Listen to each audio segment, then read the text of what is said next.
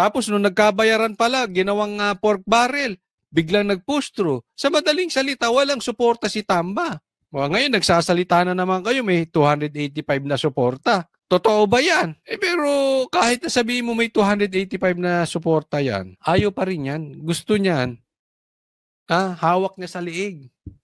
Huwag muna tayong kasi even magko-convene na sila sa Wednesday, marami pang usapin yan. Ayan, katulad niyan, si Bato, alam ko maghahain yan para ihinto ang impeachment. And maya-maya lang, talaga matinding badly taktakan ang mangyayari dito. Basag na ang katahimikan. Para sa agenda, Hannah. Yan, so next topic po tayo. Eto, pag-usapan natin si Tamba. Etong si Tamba na diktador na takot sa kalaban. Oo, hindi alam mo itong mama na to, ayaw nito ng kalaban. Ang gusto nito, alisin ang mga kalaban, harasin ang mga kalaban. Tingnan po natin. Ito. Hindi mahalaga sino ang pumirma sa Manifesto of Support para sa pagpapatuloy ng liderato ni House Speaker Martin Romualdez sa 20th Congress. Hindi raw mahalaga kung sino ang sumuporta sa manifesto na sa pagsuporta ng pagiging House Speaker ni Tamba o pagsuporta sa kanya. Importante po yun. Yan po yung sinasabi nila, hindi ito importante. Alam mo kung bakit? Ayaw nilang ma-identify kay Tamba. Kasi nga, meron na sumabog na baho eh. Binuking na sila ni Chanco. So alam naman nating lahat na pag ikaw ay sumusuporta kay Tamba, pinapaliguan ka ng pera. Sa pangalang nire-release yung pondo ng proyekto. Pero sa katunayan, pork barrel po. Lagay yan. Para kayo sumunod sa agenda ni Tamba. I-release namin yung pondo, yung pera para sa proyekto mo. Basta isulong mo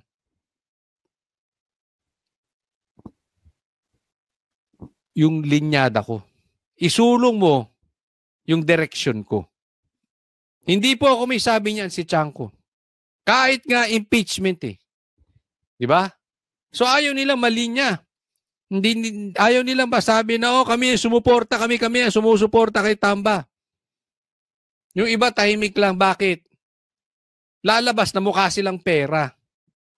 And at the same time, nakita naman natin ang hagupit ng taong bayan. Marami po na nagkamaling sumuporta kay Tamba. Yung mga tao nga dyan sa Quadcom, halos naubos sila. Bakit? Nagalit ang taong bayan sa kanila dahil sa pagsuporta nila kay Tamba. Sa 20th Congress, ito ang iginiit ng tagapagsalita ng Kamara na si Attorney Princess Abante. Nakaw yung anak ni Abante, ang ganda-ganda. Si Princess. Parang hindi bagay sa'yo yung pangalan. But anyway, hindi raw importante yung kung sumuporta man sila kay Tamba or hindi. Talaga lang? Hindi sa pilitan? Puwe? Niloloko nyo ba taong bayan? Anya sa Kamara, hindi sapilitan ang pagsuporta at kusang loob na desisyon ng bawat kinatawan. Ito rin ay iginagalang na... Una, hindi daw sapilitan ang pagsuporta kay Tamba. Prinsipyo daw. Hindi pinipilit. Pangalawa. Kusang loob. Pangatlo. At iginagalang ng liderato. Pang-apat. Okay, sige. Tanong. Sino bang nakalaban ni Tamba? Diyan para siya yung naging congressman. Di ba wala? Anong sinasabi?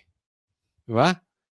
Kung hindi ako nagkakamali, sinabi ito ni BP Sara at sinabi din ni Tebes na ito si Tamba raw, kung hindi ako nagkakamali isa sa kanila sabi niyan o silang dalawa nagsabi niyan na ito raw si Tamba ayaw ng kalaban. Dahil gagawa niya ng paraan, lalagyan, tatakutin, kung ano man. Basta ayaw niya ng kalaban. Di ba nangyari? May kalaban ba siya nung tumakbo siyang congressman? Di ba wala? Ngayon din. Anong ginagawa nila kay BP Sara? Alam naman natin may pangarap. May pangarap na maging di umanong prime minister to si Tamba or presidente. May pangarap ito. At ang balakid sa pangarap ni Tamba ay si BP Sara. So sa madaling salita, si Tamba hindi kayang lumaban ng patas. Ang kaya ni Tamba, tanggalin ang kalaban. Dahil mahina po talagang nilalang yan si Tamba. Una, hindi minamahal ng tao. Ipokrito. Mata pobre. Anak mayamang napakataas, nakala mo kung sinong napakagaling.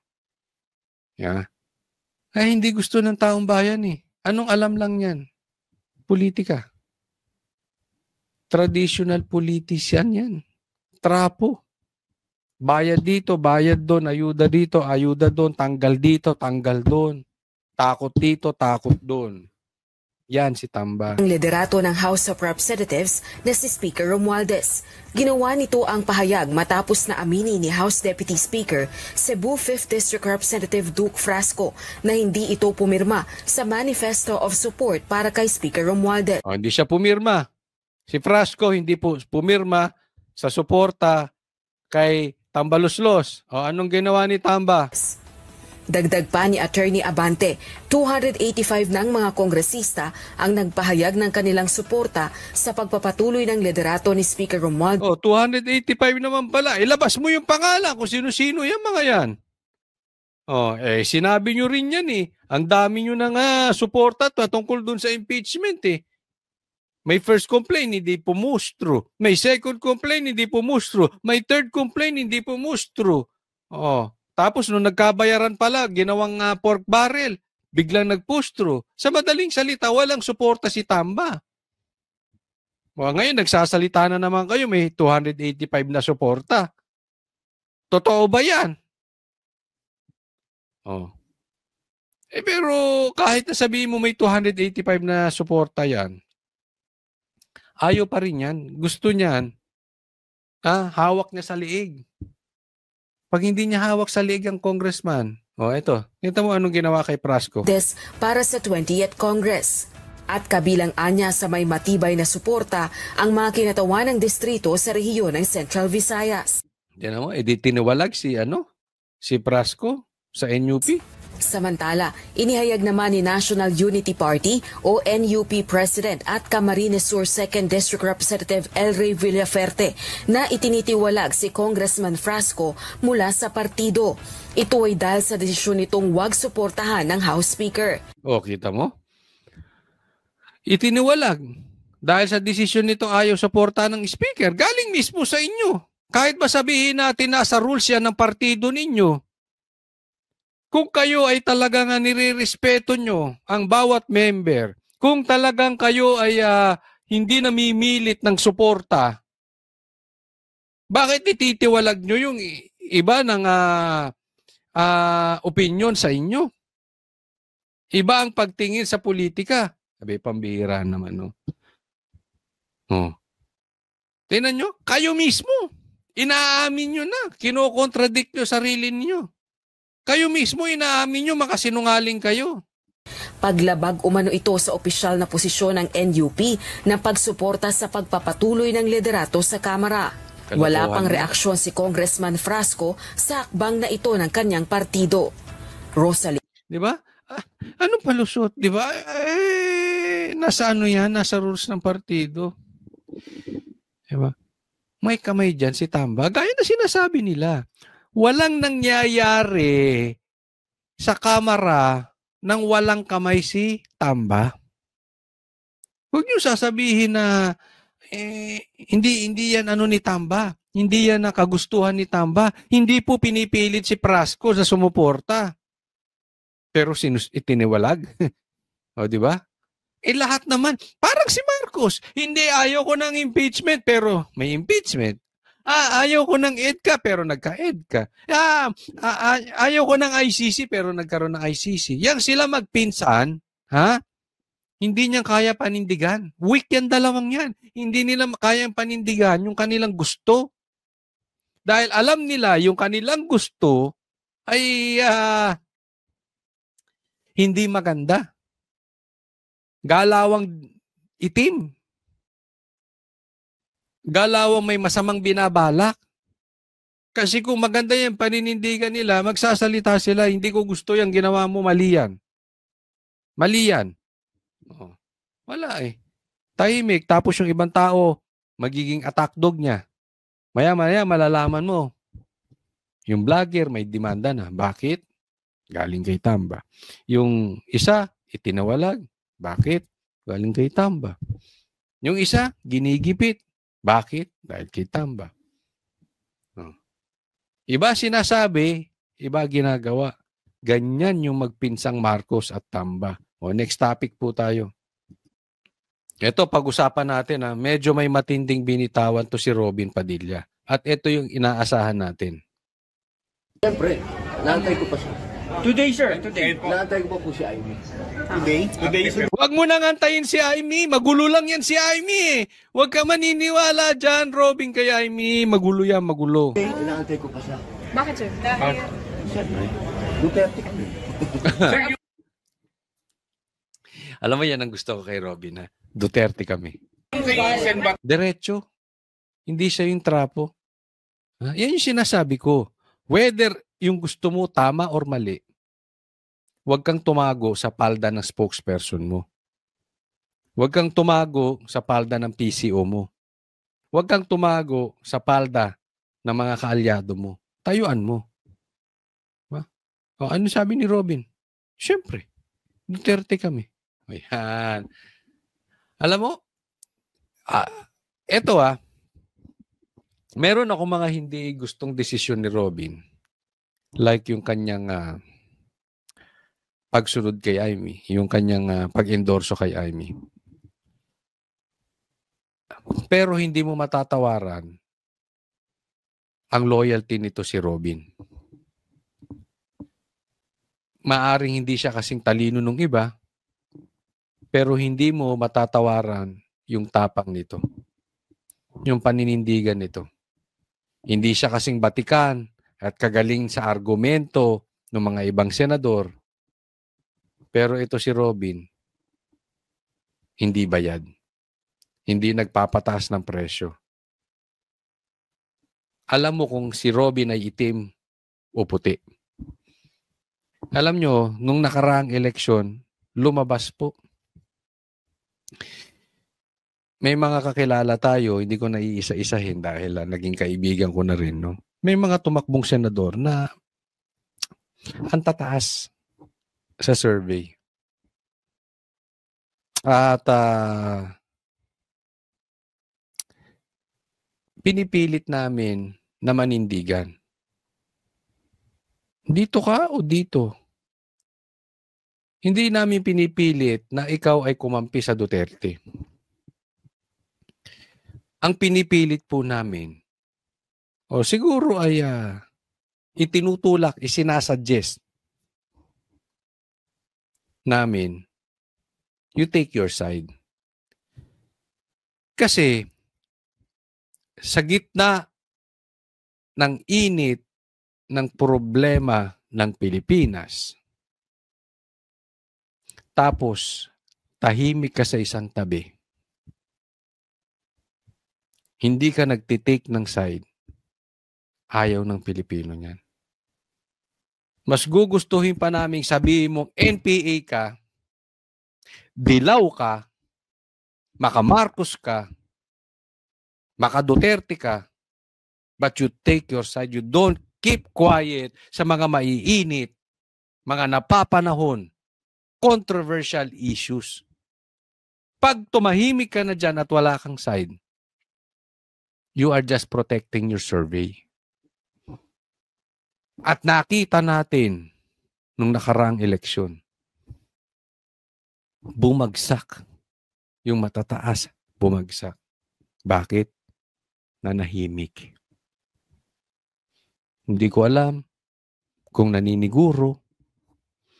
Hindi ko alam kung nabigyan ng pera. Hindi ko alam kung natakot. Hindi ko alam kung sa tingin nila panalo na sila. But at the end of the day, ayaw ng tao ang nagsasayaw sa gitna. Iba po ito si Robin. Alam mo kung itim, itim. Alam mo kung puti, puti. Ito, isasama niyo na po, yung kay San Bato. Inaantay ko pa sila. So isa na lang po. Sir, kinonsult niyo si VP Sara tungkol Ah, wala. Wala. Kailan? Wala siyang online dito. Sen, ilan po kayo? Bali, ilan po kayo na magiging author po ng resolution? Ako lang.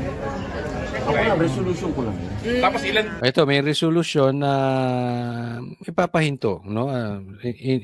In my opinion, na hindi talaga sila pabor sa gagawing impeachment. Na po yung nakuha niyong Wala support pa. na so far? Relax lang mga boss. Wala pa. Sir, sa Hindi pa linawin ko nila lang. nababasa.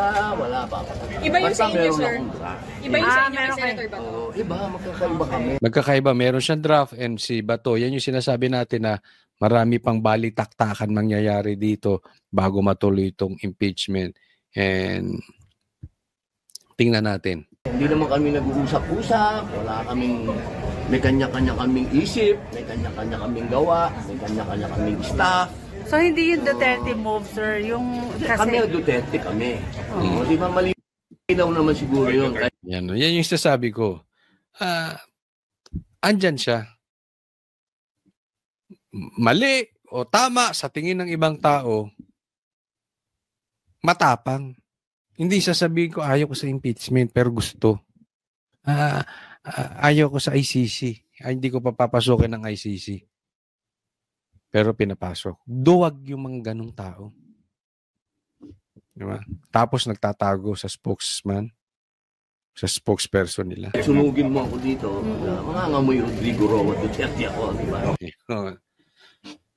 Again, sana ang Pilipino, pati na rin sa mga bumoboto sa darating na eleksyon, alam naman natin nagkatayaan nitong 2025. Talagang matindi nangyari ngayon, no? Yung even nga yung mga boto ni Pastor, sinasabi na napunta na sa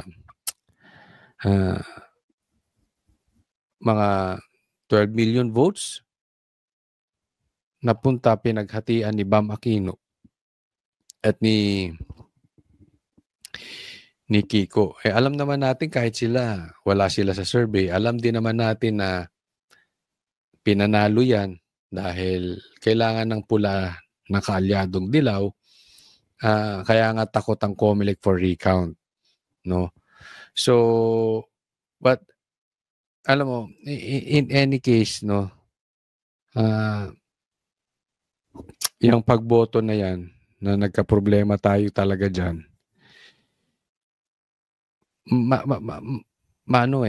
masalimuot yan, no? Agaya ng sabi ko,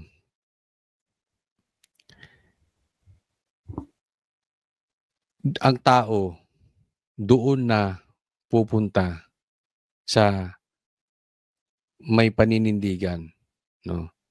Yung talagang doon sila. Yung kitang-kita mo na gaya itong si Robin.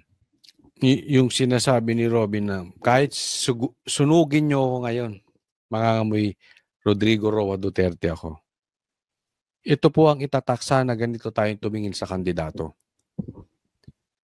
Very important yung consistency. Yung tao hindi pa iba-iba, gaya na sinabi ko sa inyo kanina. Dahil pag paiba-iba yung tao na yan, trapo, politiko. Ang gusto natin hindi politiko, hindi trapo, hindi traditional politician. Kung hindi, leader. Kasi malalaman mo naman eh. I-observe nyo yung mga nanalo ngayon. Di ba? Gaya ni Kiko, palabas-labas sa palabas-labas dyan. Kunwari, kumakain, nagkakamay, humihigop ng sabaw. Ginagawa niya ba ulit ngayon? Sila Bongo, nakikita ko, lumalabas, ganun pa rin. Kung ano sila ginagawa, kumakain pa rin. Pinapakita nila simpleng pagkain, simpleng mamumuhay. No? Alam mo, kung ano yung ginagawa nila before sila manalo, at kahit manalo na, ganun pa rin. Hindi katulad nung iba na pag nanalo, iba na. Yung iba naman, sabi tutulong. Tumutulong sa taong bayan, pero nung natalo, huminto na ang pagtulong. Mali din yun. Dapat, kung talagang gusto mong tumulong, matalo, manalo, tumutulong ka pa rin. Again, anong babalikan ko? Consistency. Ano sila before the election, dapat ganun din sila after the election. Yung paninindigan nila, yun. Yun na yun. Diba? So matuto. Kaya ako, sa sinasabi dito ni Robin Padilla, saludo ako. Pero yung draft ko, walang kinalaman sa draft ni ganito o draft ni ganon. Akin yun sa sarili ko. Pero Senator, yung inyong resolution is to dismiss the impeachment case. Siyempre. Ano pong Di ba? Diretso na. Sinabi na niya. Siyempre, ang resolution niya to dismiss the impeachment case. At yun nga mga kababayan, anong masasabi niyo sa balitang ito? Maaring ihayag ang inyong opinyon at kuro-kuro sa comment section sa ibaba. Huwag din kalimutang mag-like, mag-subscribe at mag-share sa bidyong ito. Maraming salamat sa panonood.